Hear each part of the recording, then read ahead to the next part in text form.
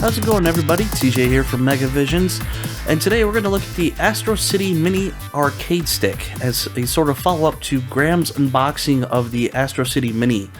So we'll be taking this, we'll do a little bit of a teardown, kind of see the insides of this, and we'll start with the packaging. As you can see here, a beautiful front cover.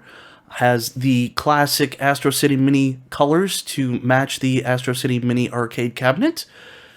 On the side here, we have the color green, which is kind of interesting because the green was the left side or player 1 controls, as you can see here, which is what's on the front of the box. We have a picture of the Astro City Mini along with the arcade stick and a strange flat screen TV. On the other side, we have a pink color, reminiscent of the Player 2 side of the Astro City arcade cabinets. And then on the back, just a little bit about the stick itself. We have, of course, the layout here of the buttons.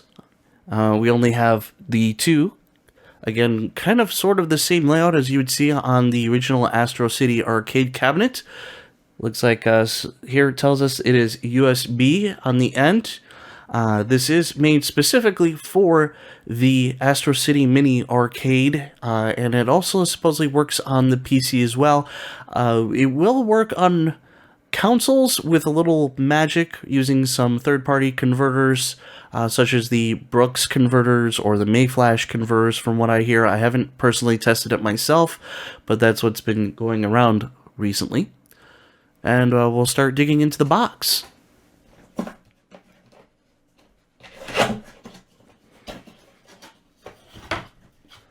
So at the top here, you see we have the Go SEGA 60th anniversary. And then we'll get further inside. Alright, so here it is, unboxed. You can see we have our USB connection here. About 4 feet, which is a little bit shorter than your typical arcade sticks you get for your modern consoles. Again, this layout here, we only have the 6 buttons, very much the same as the Astro City. Our start and our credit button here. We also have this really nice saying here, high resolution graphics and stereo of the art, sound, double your playing enjoyment. Of course, we probably could double our playment enjoyment if we have the second player, which there was a pink variant of this style in the Player 2 color directly from the Sega Toys website. Unfortunately, I wasn't able to procure one of those, so I had to go with the more common green variant or Player 1 variant.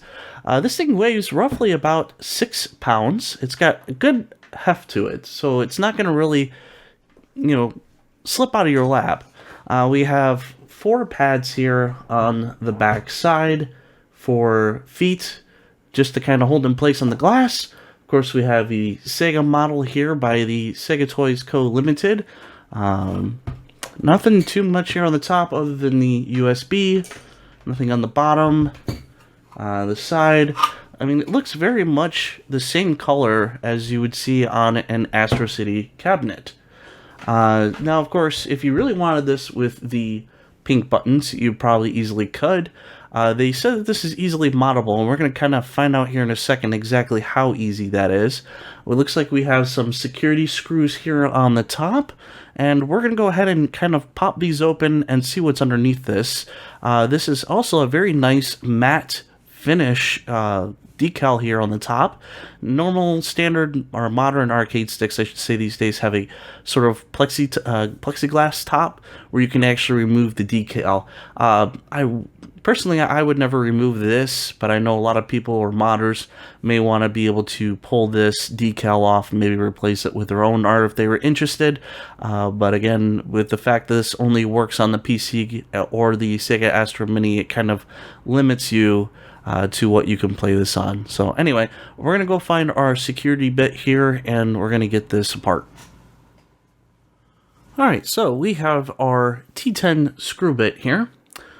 star bit. We're just going to go around and we're going to easily undo these screws. They come up very easily.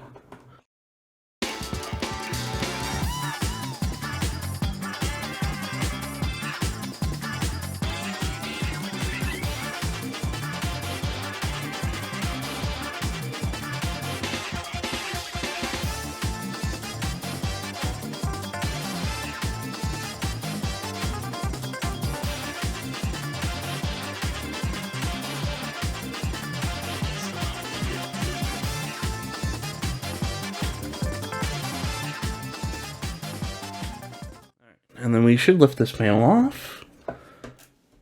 And there is the inside. Basic stuff. Looks like we have some Sanwa buttons and a Sanwa JLF stick here on the side. Again, this is standard stuff and real hardware you would actually find on the SEGA Astro arcade cabinets.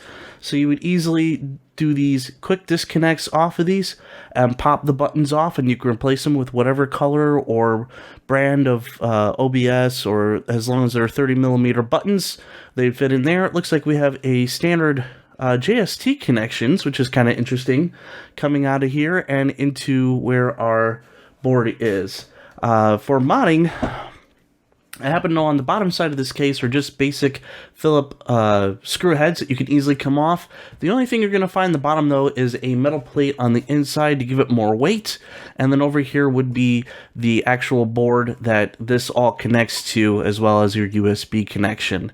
So if you were to maybe mod this, you could replace it with a Brooks Universal arcade board and rewire this whole section here very easily to have it modify and play on other systems if you really wanted to as an alternative.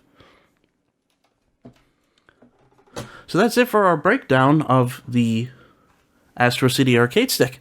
Let us know your thoughts in the comments below, and if you would be so kind, please let us know if you like this video. Leave a like at the bottom of the screen. That way we happen to know we can continue to do some of this stuff if you enjoy this little teardown, or if you just like the SEGA Astro City arcade sticks. As far as I know, these are not available any longer, but they have another batch coming up soon. I think the price point, though, has gone up a little bit from when I purchased this one from Amazon Japan. Which was very easy to order from. Probably the first time I've ever used them to get a hold of this thing. As for me, I'm going to leave this thing stock because I like the way it works. And yeah, so again, thank you guys, and keep on rocking. We'll see you around next time. Thanks. See ya.